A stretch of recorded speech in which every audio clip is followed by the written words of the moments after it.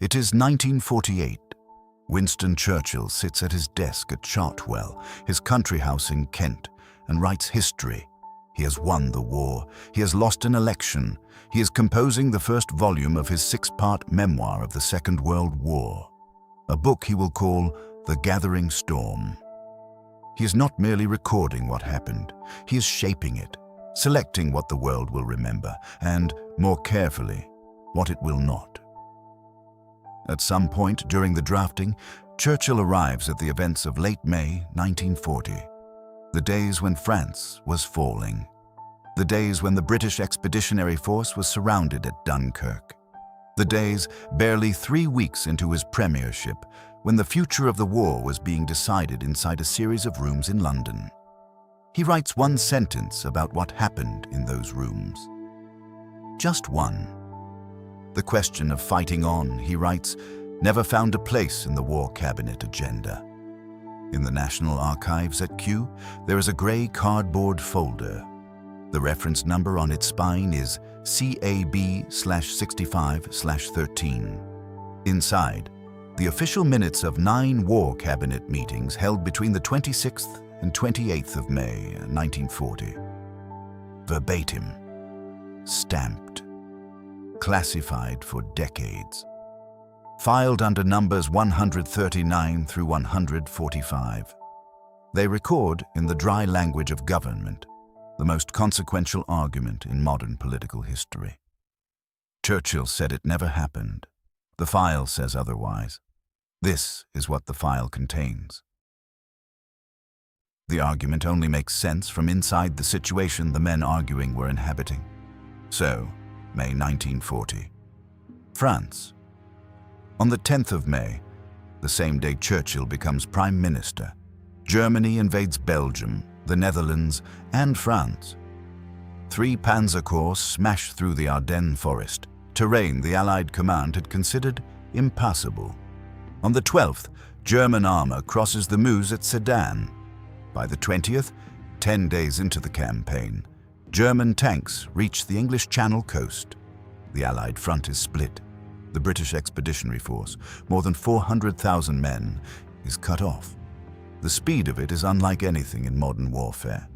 Generals who had spent careers studying the last war's slow attrition are watching this one move like something entirely different.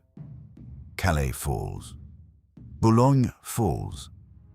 The corridor the BEF occupies shrinks to 60 miles deep and 15 miles wide, and at the western end of that corridor, on the beaches of a French port called Dunkirk, the men are waiting in the surf.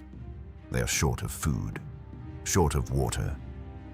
The beach slopes gently into the shallows, which means the big ships cannot come close. Men wade out shoulder deep and hold their rifles above the tide. Above them, Luftwaffe bombers work in shifts. Behind them, the port is burning, a column of black smoke visible for 30 miles. The estimated number of men who might still be saved is between 30,000 and 45,000, out of more than 400,000. That is the world Edward Halifax reads dispatches from on the morning of the 26th of May. One detail is absent from every dispatch on his desk. On the 24th, Adolf Hitler has ordered his panzer divisions to halt short of Dunkirk. The armor that could have annihilated the Allied armies on the beach has stopped, for reasons still debated, possibly terrain, possibly consolidation, possibly a belief the Luftwaffe can finish what the tanks began. The men in the surf don't know this. Halifax doesn't know this. Churchill doesn't know this. The window exists, and nobody inside the cabinet room knows it is open. 5 men will make the decisions that matter. What the minutes reveal is why the outcome was never certain. Winston Churchill, 65 years old, barrel-chested, pale, heavy-lidded. He has been Prime Minister for 16 days, 40 years in politics, a decade in the wilderness, and now the job he always wanted, held by the thinnest possible thread. The Conservative Party preferred someone else. The King preferred someone else. Churchill arrived at Downing Street not because he was trusted, but because he had been right about Hitler when everyone else was wrong. That is the whole of his authority on the morning of the 26th of May. Across the table, a different kind of power entirely. Edward Frederick Lindley Wood, Lord Halifax, Foreign Secretary, 59 years old, is 6'6", immaculate in a black suit, the sleeve of his left arm concealed as always, the arm beneath it ending without a hand. He moves slowly, speaks quietly, prays in the mornings. He is the most powerful conservative in the government, the man the king wanted as prime minister, the man who holds the support of the parliamentary party Churchill depends on entirely to govern. Churchill has a nickname for him, the Holy Fox. It is not entirely unkind. Halifax is not an enemy. He is something more difficult to manage than an enemy, a serious, experienced man who looks at the same facts as Churchill and reaches a different conclusion. Then there is Neville Chamberlain, former Prime Minister, still leader of the Conservative Party, the man who flew to Munich in 1938 and came home announcing peace for our time. His face in photographs from this week is hollowed at the cheeks, sunken at the eyes. He is 71 years old, and he does not yet know he is dying. Every man in that room understands the arithmetic. Whichever way Chamberlain votes, the argument goes with him. Clement Attlee and Arthur Greenwood hold the Labour seats. They support Churchill. The count stands at 2 against 2, with one man yet to declare. The crisis does not begin in the cabinet room. It begins on the afternoon of Saturday, the 25th. In a private meeting, Halifax will report the following morning. Halifax meets Giuseppe Bastianini, the Italian ambassador. Italy is technically neutral. Mussolini has not entered the war. The meeting is presented as diplomatic routine. Bastianini tells Halifax that Mussolini's goal is a settlement that would protect European peace for the century. Halifax sends an account of the meeting to the British ambassador in Rome. It includes a sentence stating that matters which cause anxiety to Italy must certainly be discussed as part of the general European settlement. Halifax is not reassuring a neutral. He is signaling to a nation allied with Germany that Britain is open to concessions. Suez, Gibraltar, Malta, the strategic foundations of the British Empire in the Mediterranean. Arthur Greenwood, when this reaches the cabinet, sees immediately where it leads. Mussolini, he says, will demand Gibraltar, Malta, and Suez. The negotiations will collapse, and Hitler will find out. Greenwood is correct on every count, except one. The negotiations will not merely collapse. They will never begin, because the mediator Halifax is counting on has already chosen a side. Sunday morning, the 26th, the first formal war cabinet session opens at 9 o'clock. The news from France is bleak. The BEF is further trapped. Calais is close to falling. Halifax speaks. He tells the cabinet they have to face the fact that it is not so much now a question of imposing a complete defeat upon Germany, but of safeguarding the independence of the empire. He says that peace and security in Europe are their main object, and that they should naturally be prepared to consider any proposals which might lead to this, provided their liberty and independence were assured. Churchill's answer is in the minutes. Verbatim, official, sealed for 30 years. Peace and security might be achieved under a German domination of Europe that we could never accept. We must ensure our complete liberty and independence. We must oppose any negotiations which might lead to a derogation of our rights and power. Halifax does not reply. The morning session passes. He is not beaten. He is waiting. The 4:30 session that afternoon is where the real fight begins. Halifax has spent the interval drafting a formal policy document, Suggested Approaches to Italy. It proposes that Britain and France formally signal willingness to discuss a general European peace, mediated by Mussolini. The implicit price, cession of British Mediterranean assets, acquiescence to German continental dominance, is present in every line, unspoken.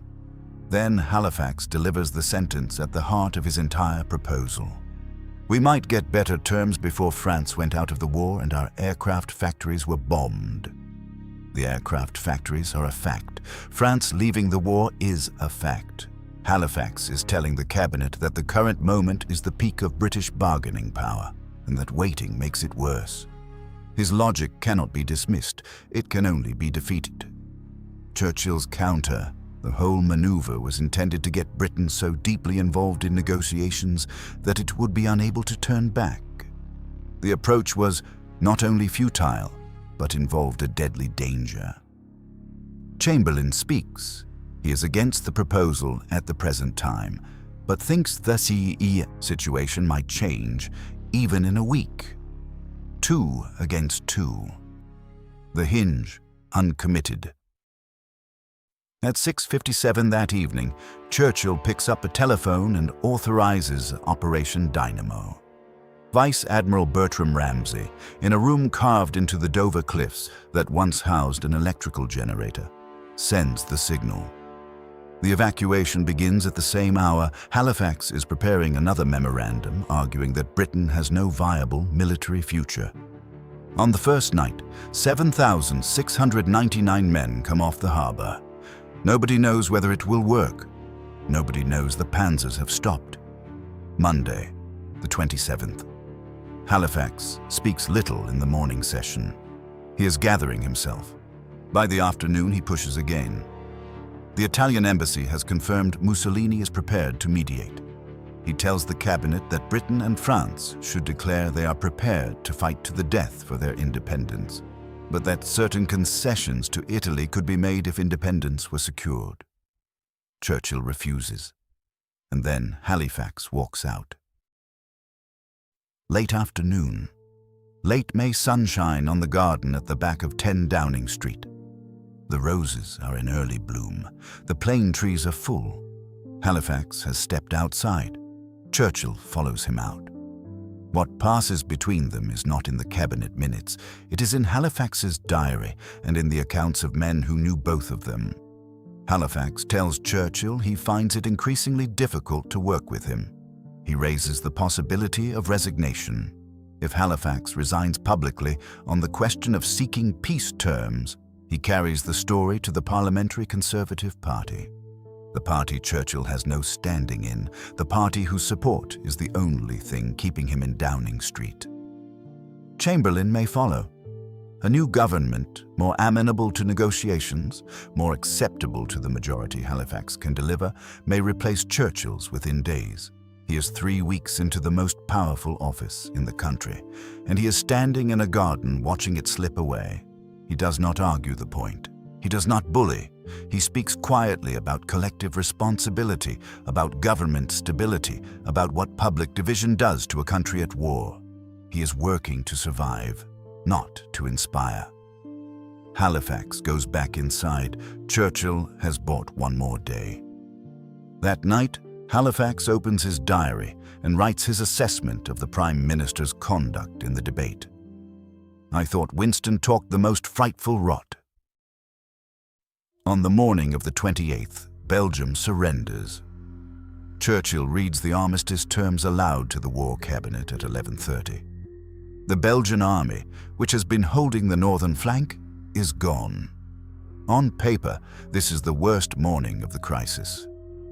Halifax's argument, that the military position is hopeless, that the time to seek terms is now, seems at its most defensible. But something is shifting along the coast.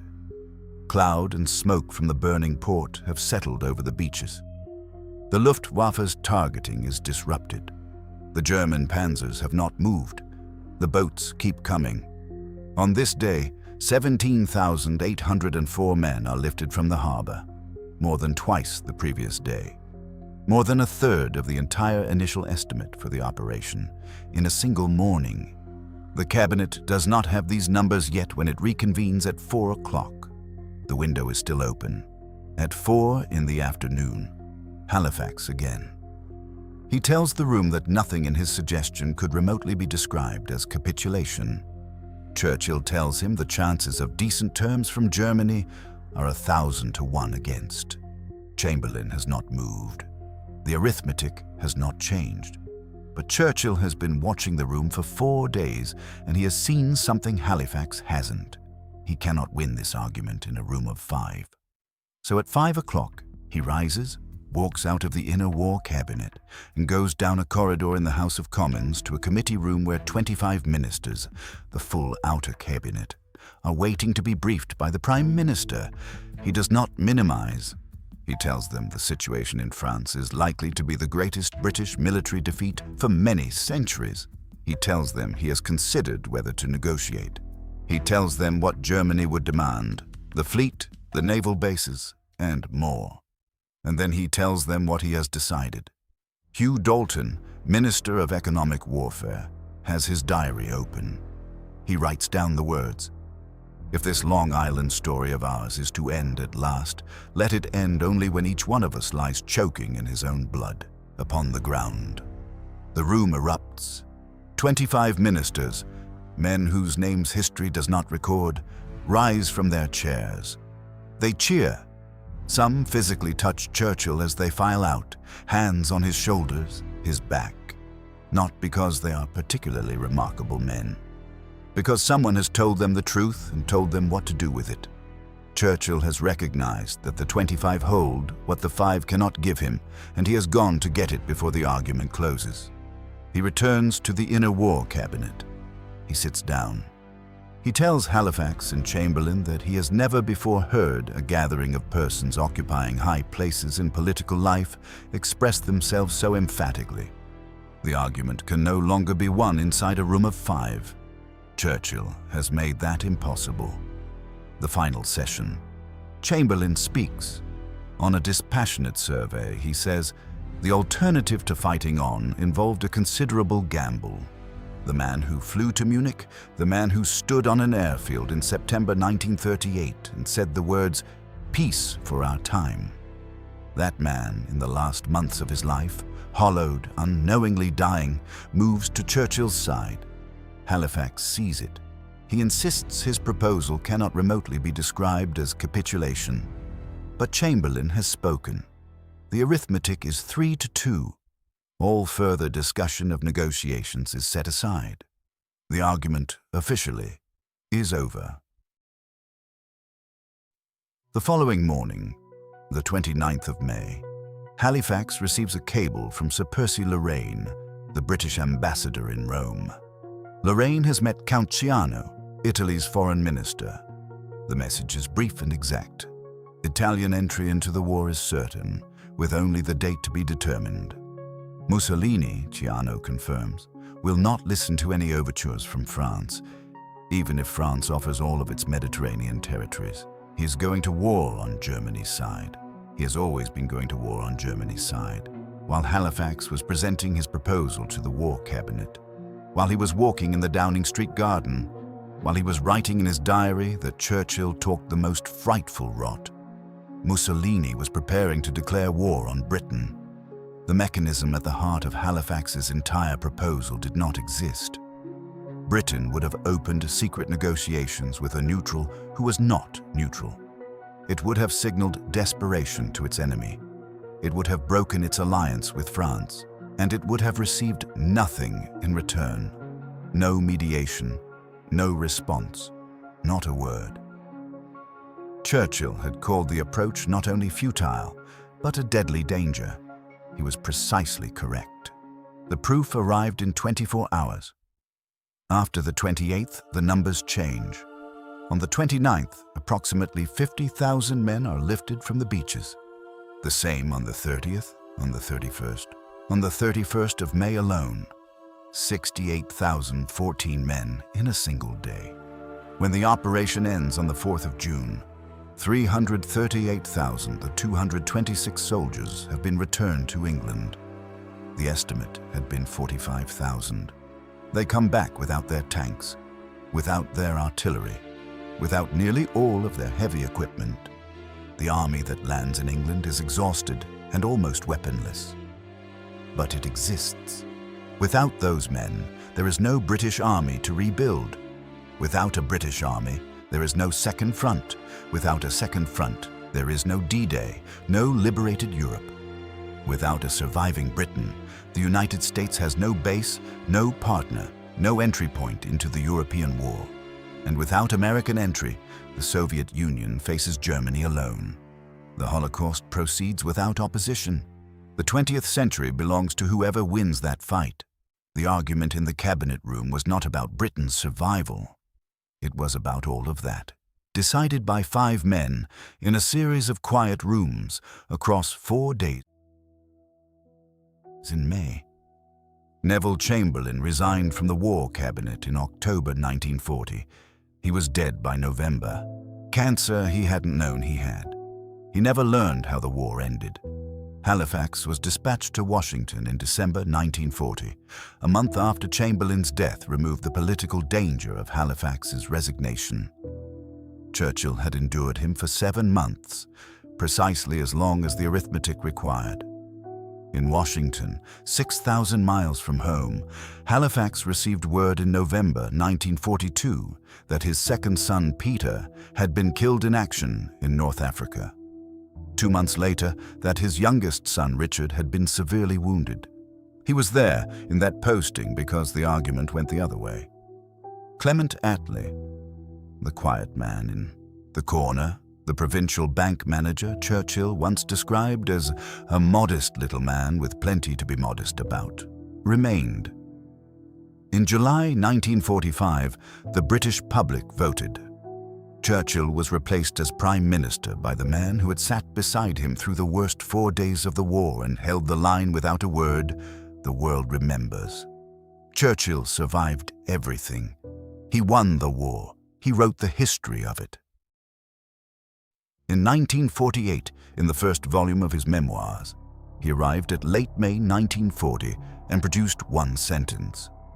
The question of fighting on, he wrote, never found a place in the War Cabinet agenda. The file is at the National Archives at Kew. Reference CAB/65/13. Files 139 through 145. Available to anyone who wishes to look. 9 meetings across 3 days in which the question of fighting on was the only question that mattered, and the room was divided and the outcome was not certain. Churchill sealed those minutes for decades. He sealed them because the story they told was too close, too contingent, too human for the legend he was building. What they record is not the bulldog and the iron will that never bent. It is a 17-day prime minister with no mandate, dependent on a man who was trying to overrule him, working the edges of a room he was losing. One dying politician switching sides on a Tuesday afternoon. A foreign secretary who was right about the facts and wrong about what to do with them, sent into exile to hear about his sons. The worst that was possible did not happen. But it came down to this: 1 room, 5 men, and how close a thing it was. So close that the man who won it spent the rest of his life pretending the fight had never taken place. That is what the minutes record. That is what they were sealed to hide. And that, more than anything in the official history, says everything about how frightened he had been.